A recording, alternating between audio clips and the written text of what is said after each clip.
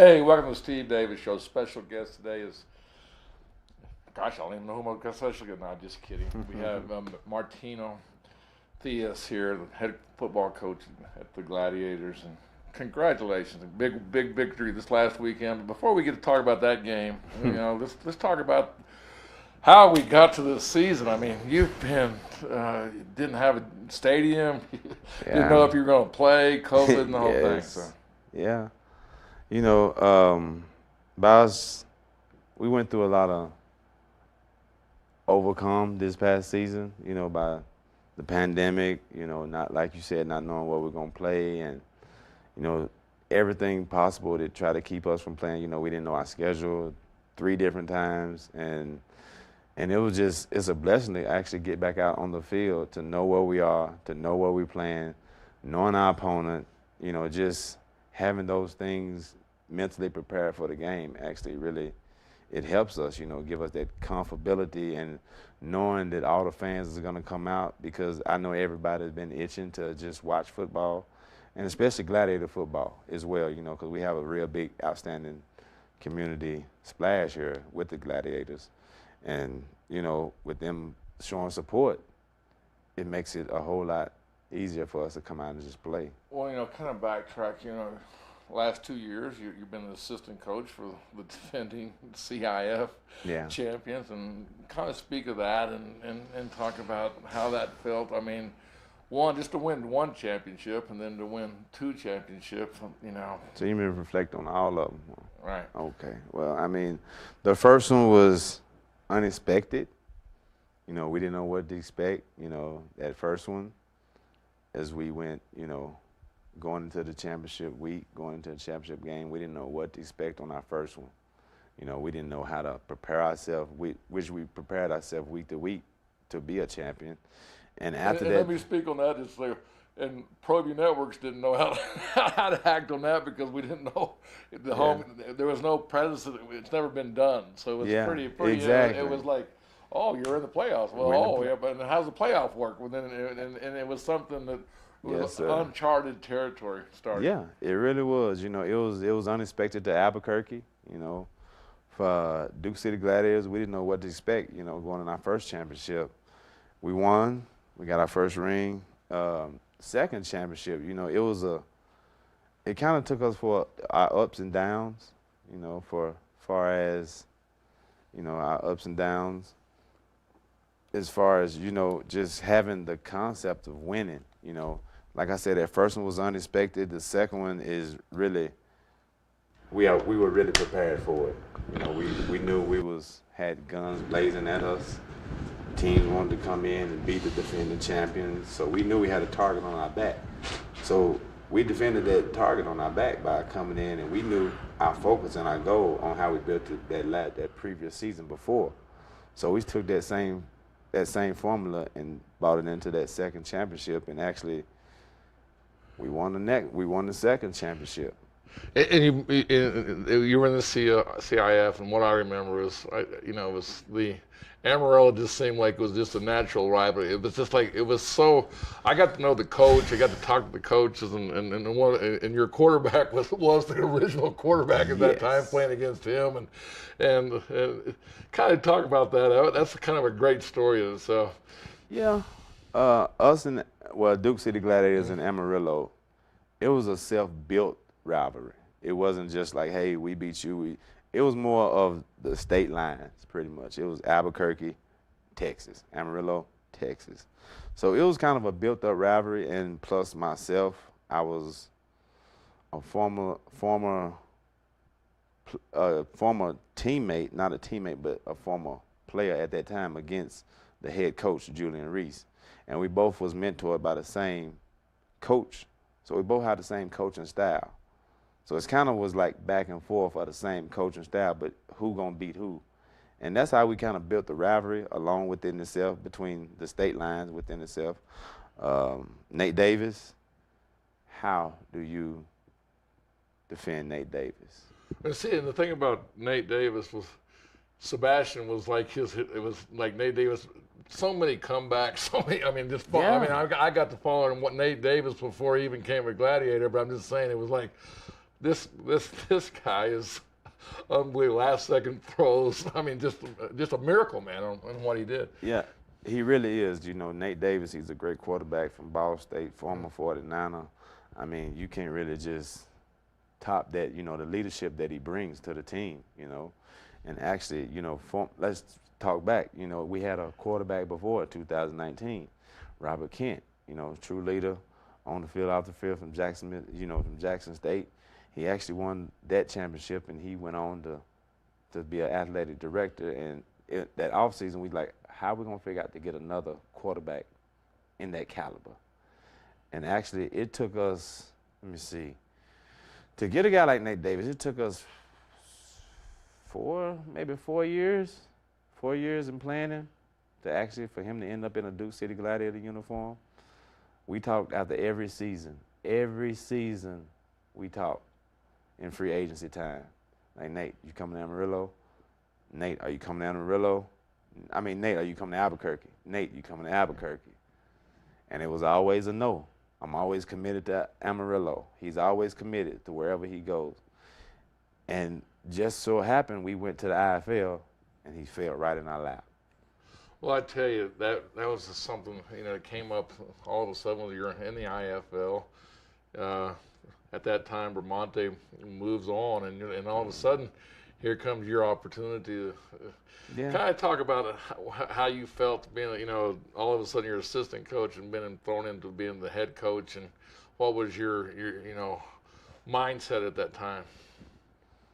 I've always had a mindset in being a head coach. You know, I've always stuck to that tradition of myself being a mind of a head coach, just regardless if I'm a position coach, regardless if I'm an offensive coordinator, defensive coordinator.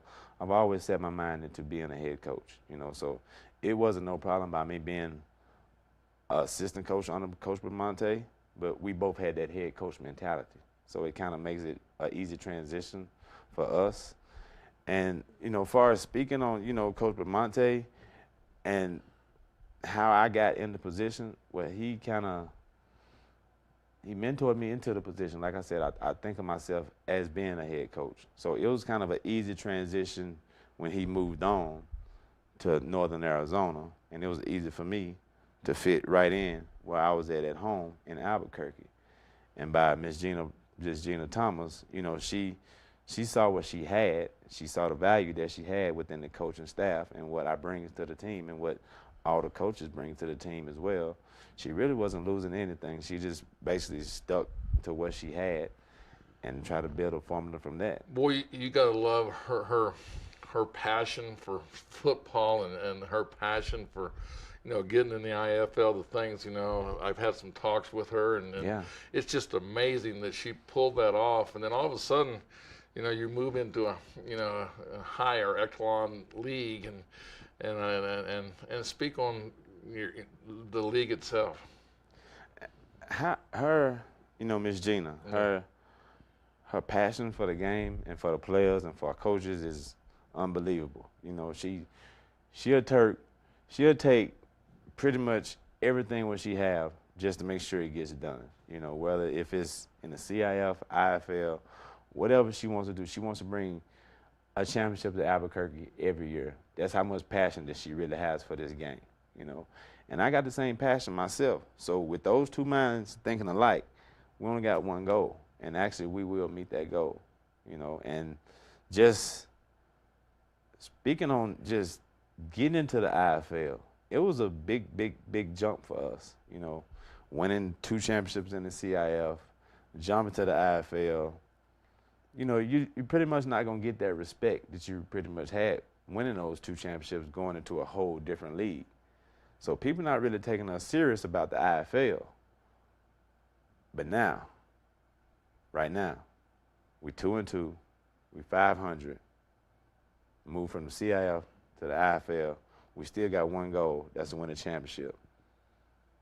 I tell you what, Martino, we're going to come back. We're going to pick up on that point because we're going to talk about that first game that you won on the road, and we're going to get to the game that you played to last weekend. Okay, thank you.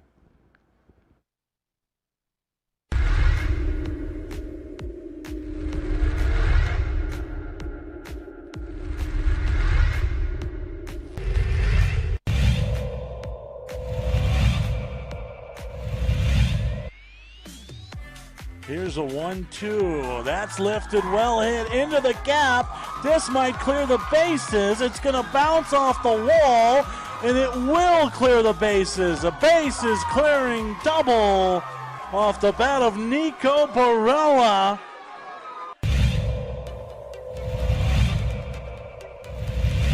Got the glove on it. Squeezes for a second. That's tapped on the ground. Might be academic. They'll flip it to first in time for the double play ball.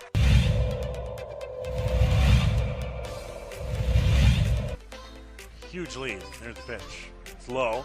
Runner going on a delayed steal, and he's going to be out at second.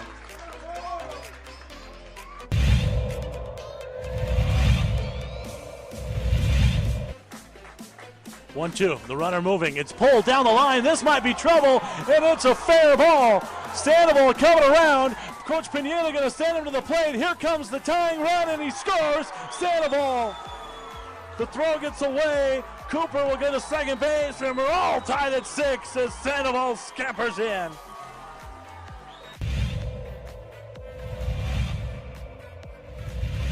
Hit so far.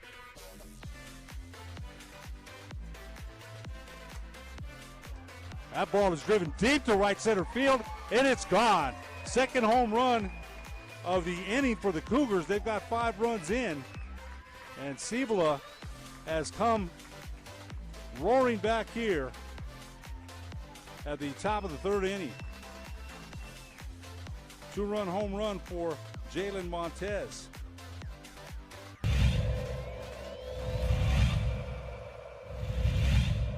Long look in, there's a pitch. That's in the air. In shallow right. Very aggressive as Gerard Pineda will have a play at the plate. Oh, what a hose in right. The ball was waiting for him as he came home, and he was dead to rights. 2-2, nobody out. 2 runs in. There's the pitch, and that's up the middle. No, right to Francois. Back to second for a double play. That's a good play by Francois. And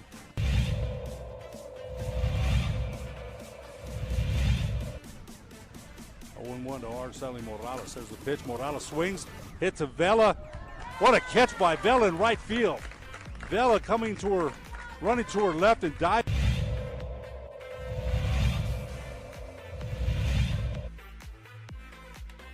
This one swing, it's going to go straight. Let's see if it falls, and it looks like the catch was made, and indeed it was for the 3rd out. Sprawling was Kayla Reed for the 3rd out. What a play.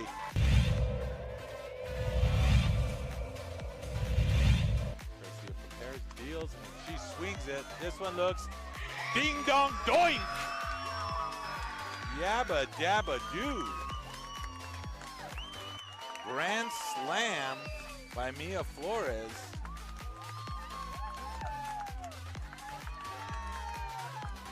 Four ribbies for Mia as she just unleashed on that softball.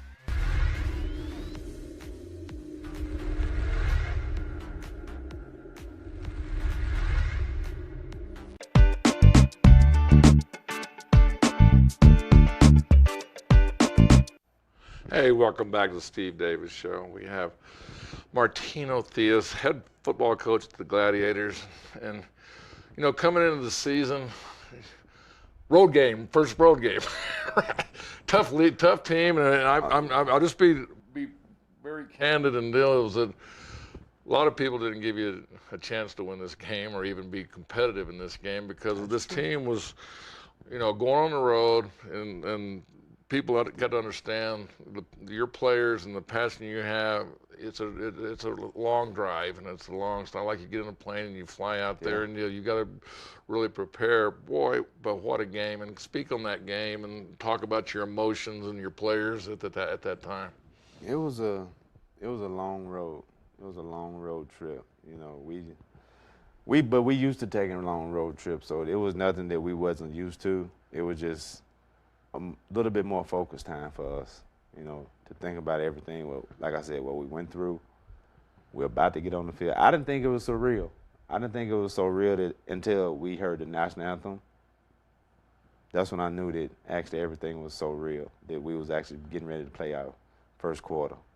Hey, you know what? That's a good statement. Because really, you're like, we're getting to play. One, you know, we're getting to play, and then you're like, Mr. Dave, you have to remember, like last season, we was getting ready to play in Frisco. Right, and you got first game, and we got ready to get on the field for pregame dinner, and they canceled the game. So that's why I said that it was so.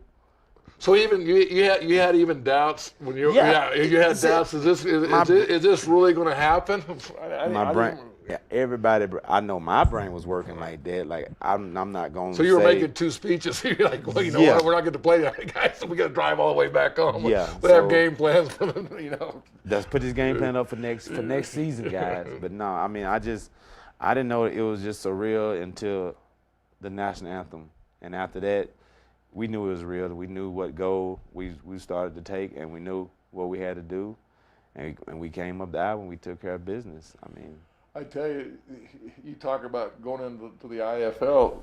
There was a lot of trash talk, and they never seen y'all play before. I mean, I was reading on Facebook and on things like that. Yeah. And like, you know, I mean, I didn't see what was on Facebook or the comments, but I knew what I heard from the players and from different fans and stuff like that.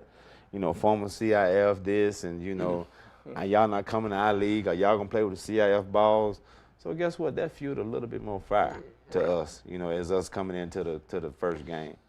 And actually after that, after the first quarter, they realized that we wasn't that CIF team that they were just talking about.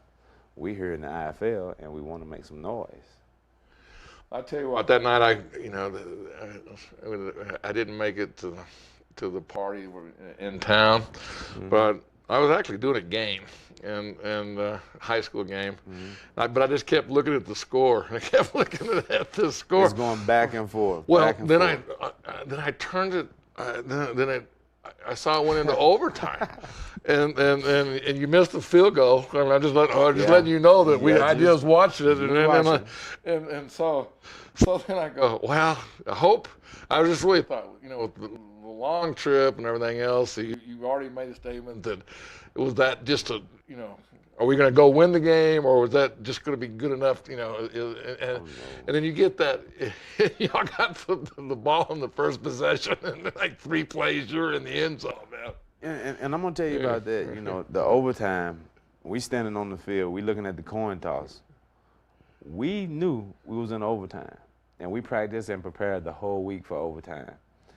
So you already kind of knew that this was going to be this close of a game. Yeah, I mean, you always prepare for anything that can happen inside the game, onsides, overtime, anything you could possibly think of. So we prepared ourselves for overtime, and the whole team was looking. When they flipped the coin again, they won the toss.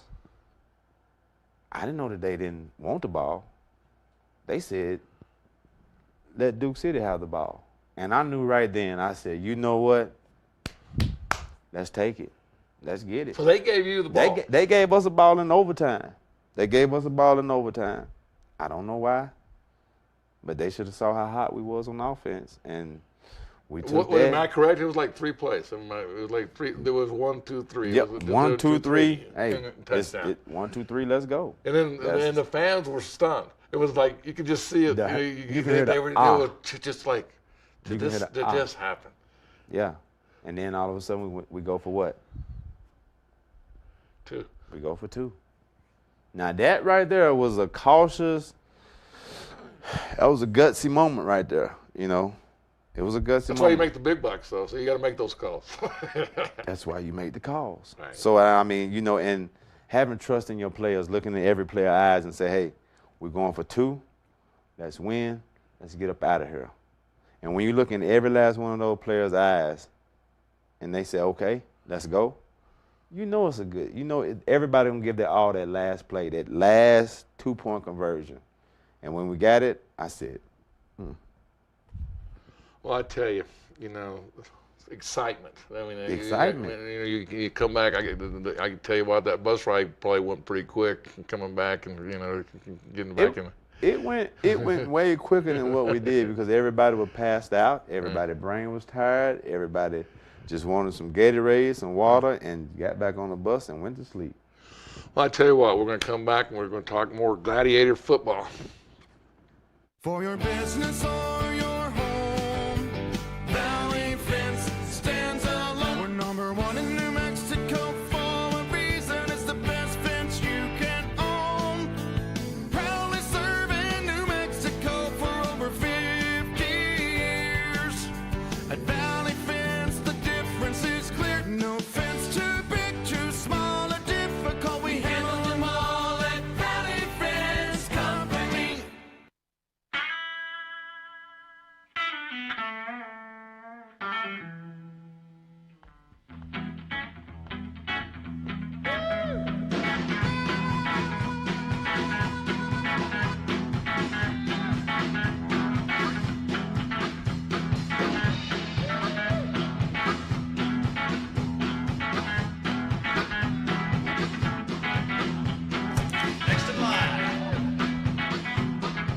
Rudy's is a proud supporter of ProView Networks. These are more than just the sounds of a safe place to go after school. These are the sounds of interest being ignited and of mentors making an impact. At Boys and Girls Clubs, we don't do just one thing. We do whatever it takes to meet the needs of every kid who comes through those doors. Because whatever it takes is what it takes to build great futures. Great futures start here.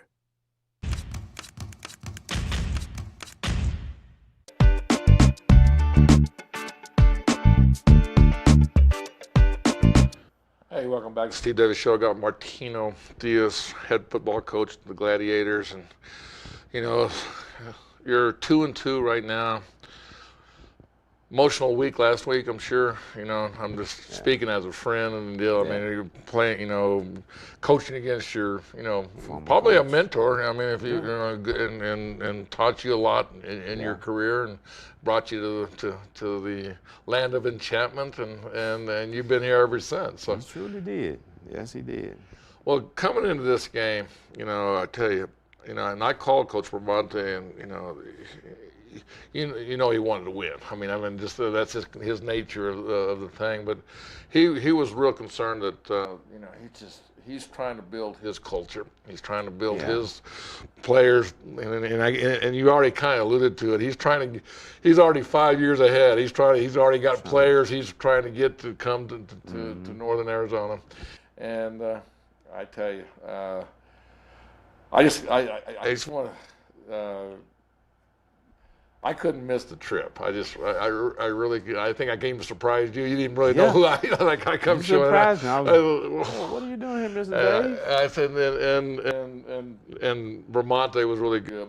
But before we even talk about this, I want to say something that was really great. I know there was a lot of things going on between the ownership and the things like this. But I tell you what, that moment after the game, you guys went up and hugged. You don't even realize I was watching that, and that was so special to me. And that's got to just show the love you have for him, the love for you, and the respect you have for each other. I said that was priceless to me. Yeah, you know, winning those two championships with Coach B was kind of heartfelt, you know. And after the game, it's like, dang, like, we're really coaching against each other. I would rather for it to go in a tie, you know, instead of one beating each other. But winning those two championships with Coach Bramante is kind of sentimental to me in my heart, you know. Well, I tell you what, let's look at some plays of that game, man. Let's look at some plays of that game. You got me with Mr. You know, I Dave. tell you what, I mean, kind of got me caught up. You got a little emotional on me there. Yeah, We got to get back to the football. So, you know, I just got to throw something. You know, watching this game and watching the highlights, and you know, there's no hate. And yeah, like that play right there. I mean, you know, Raymond Taylor, he's a good guy. You know, Oklahoma State, Tulsa. I mean, he's a great running back for us. Another one in the end zone. But this is the play. Look at this. This is right in front of my eyes. Wow. Now, I didn't know he caught that, Mr. Dave, until after he laid the ball down, because the first one he caught, he literally dropped it. And this is the leadership that you get from Nate, Nate you know, Davis. making the right plays. Now that was a pick. Now, first pick of the season, and it goes for 6. And that was the dagger. That was the dagger. I mean, that was the dagger. You know, I wanted, you know, I've watched, you know, I went to the, oh, we got one more here. Get it down. And he puts it in. And y'all just Right kind of on at the line. that point was just, your will was too great. But my point is the atmosphere there was, you know, this league is for real. I mean, Yeah. I mean, it was. I mean, I was surprised. It was the excitement that Coach Bramante has brought to that. The excitement that y'all brought on that. Y'all expected to win. Y'all came in with the attitude, because I was just watching watching y'all warm up. You came in with an attitude that this is what we are. I mean, it wasn't an attitude towards each other. It was an attitude towards our commitment to what we stand for in the IFL. And our goal coming into the IFL was to make and still make a mark in the IFL as a Duke City Gladiator. Because like you said, you know, people, they underestimate us. They talk about us. They do everything up under the sun to try to keep us away from our goal. But we on one goal, Mr. Dave. We on a goal to win a championship. I tell you, and you can feel it. You can see it with the players. I mean, like I said, I want to thank you. I was going to sit in the dugout. I didn't know that where you. I was going to. That's where I was going to hang out. I go. Oh, I guess this is the. This is no quiet zone. This is a quiet zone right here. We focused over. So here. I moved up into the stands and just really enjoyed the moment. I enjoyed the enthusiasm from, you know, to see this league and see the upside of this league and what the Gladiators are going to be part of it. Yeah. I mean, you got to realize this is a league that's one of the top tiers in indoor football right now. Pretty much the only top tier league in the indoor. You know, you have a great commissioner in Todd, you know, Todd Tyron. You know, he's done a wonderful job in keeping the league structure as well as it is going. So, I mean, he's a wonderful guy. You know, it's his first year being a commissioner, so he has his ups and downs as well, but he got a learning curve to go as well. But as much as he's been sticking to the guns of the IFL, it's been a really good product. And so by us coming into the IFL, it's been great for us. I tell you, this weekend, the Rattlers, and this is a team that's, I mean, I go back to Danny White when this thing was probably one of the originals. I followed this team for almost 10, 11, for the existence of indoor football. Well, I mean, yeah, they call it, you know, the Arizona Rattlers. They don't call them the Rattlers for nothing. They'll come in and bite you and get away. And, you know, like you said, I've been watching those guys since I've been in Arena 2, Arena 1. Now they're in the IFL. So they got great tradition. They got a great coaching staff in Kevin Guy, which he's been around every which possible way in Arena that you can name. So he has a great defensive coaches, great offensive coaches, and as well as himself, he don't won too many championships I can actually imagine. With his staff, with Jeff Jonigan and all those guys, it's going to be a tough match for us to go in. I tell you, we're going to have to do it Saturday night, 6 o'clock. Is that correct? Saturday night, 6 o'clock. We blacked out Santa Ana Star Event Center. Hey, thanks a lot for coming on. Thank Appreciate you. it.